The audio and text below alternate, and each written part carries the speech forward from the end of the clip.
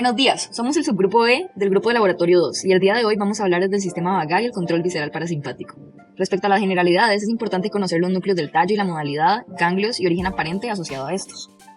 El núcleo motor dorsal del vago. Este va a tener una modalidad parasimpática, va a estar asociado a los ganglios parasimpáticos viscerales y su función va a ser la inervación parasimpática de pulmones y vísceras abdominales hasta la flexura esplénica. El núcleo ambiguo va a tener una modalidad motor branquial con una excepción parasimpática para el plexo cardíaco. Se va a encargar de inervar los músculos de la faringe y laringeos y el músculo palatogloso y va a estar asociado al ganglios parasimpáticos cardíacos. Después el núcleo solitario va a tener una modalidad sensitiva especial y visceral, va a estar asociada al ganglio inferior o nodoso y su función va a ser aportar gusto de epiglotis y paladar blando y va a también tener quimio y varoreceptores del arco aórtico y aferencias viscerales. El núcleo espinal del trigémino va a ser sensitivo general y va a estar asociado al ganglio superior o yugular.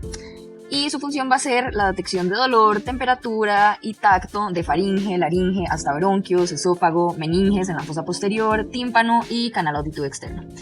Todos estos van a compartir un origen aparente en el surco retroolivar inferior al noveno par craneal.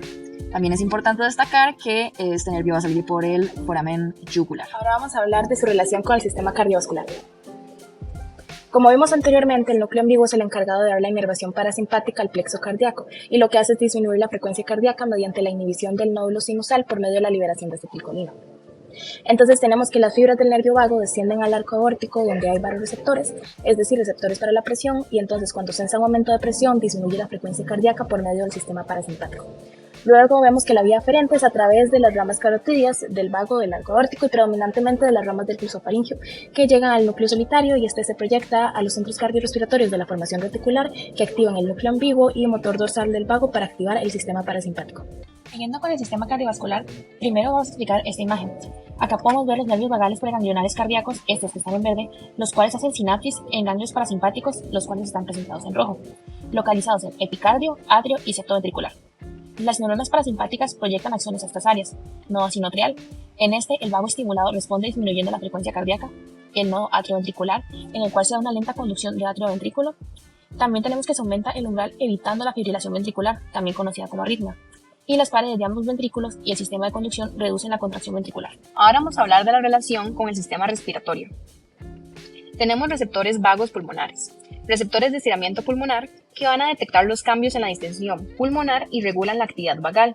Y también tenemos receptores de irritación pulmonar, que son activados por irritantes que desencadenan respuestas protectoras tales como la tos y la broncoconstricción. Ahora, si hablamos de las funciones del nervio vago en el sistema respiratorio, vamos a encontrar la broncoconstricción, que va a ayudar con la regulación del diámetro de las vías respiratorias. La estimulación de la secreción de moco va a aportar lubricación y protección a estas vías. La modulación del ritmo respiratorio permite ajustar la frecuencia y la profundidad de la respiración, y el reflejo de la tos va a dar una respuesta a estímulos irritantes para limpiar esas vías respiratorias. Relación con el sistema digestivo. El sistema vagal se va a conectar con las funciones de la relajación de los músculos del tracto digestivo, la regulación de la digestión, estimulación de la producción de saliva, la peristalsis y la contribución de la absorción de los alimentos. Esto funciona ya que la proyección central de la vía vagal termina en el núcleo del tracto solitario, en la médula espinal y el núcleo que convergen estos impulsos somáticos y viscerales en otras partes del organismo, contribuyendo junto con estas estructuras a la integración de la información sensorial, somática, visceral y las respuestas autonómicas, incluyendo además también en su vía el tálamo y el hipotálamo. La vía eferente vagal, que va en el tracto digestivo, nace del núcleo ambiguo y del núcleo motor dorsal en la médula espinal. Este último inmediatamente relacionado con el núcleo del tracto solitario, las fibras eferentes preganglionares vagales no inervan directamente los efectores, sino que inervarán los circuitos integrados de las interneuronas de los plexos mientéricos, influyendo lo que sería de sus funciones, motilidad, secreción y circulación de este. El síncope vagal es una pérdida temporal de la conciencia con una recuperación espontánea y sin secuelas, causada por la presión arterial baja y la hipoperfusión cerebral.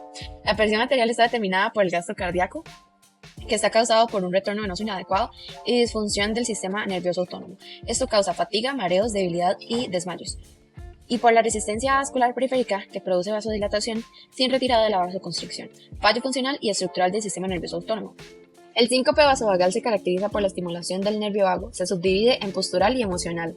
El postural se inicia con un aumento de la actividad simpática, después se da la activación de los mecanorreceptores y fibras aferentes vagales, luego se da la inhibición de la respuesta simpática, se estimula la respuesta parasimpática y finalmente se produce una vasodilatación y bradicardia.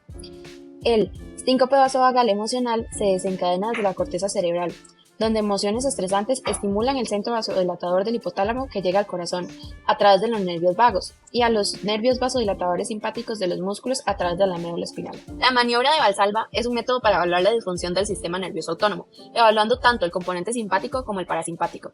Consiste en que el paciente realice una aspiración forzada durante 10 a 15 segundos. Esta se divide en 4 fases. En la fase inicial se aumenta la presión arterial.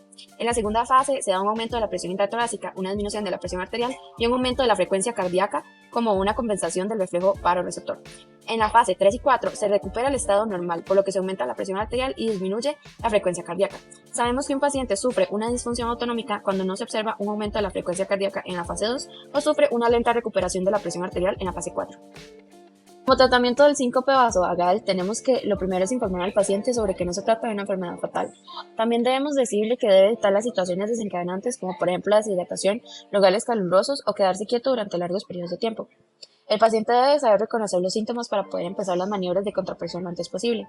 Se debe mantener hidratado con al menos 2 litros de líquido al día y una ingesta aumentada de sal. Y por último tenemos el tratamiento farmacológico que incluye a los bloqueadores beta, los agonistas alfa, los inhibidores selectivos de la recaptación de serotonina. Las maniobras de contrapresión son contracciones de los músculos que aumentan tanto el gasto cardíaco como la presión arterial, por lo que disminuyen la sintomatología y la recurrencia del síncope. La maniobra más efectiva es la combinación de cruce de piernas y el estrechamiento de los glúteos. Muchas gracias y aquí estarían nuestras referencias.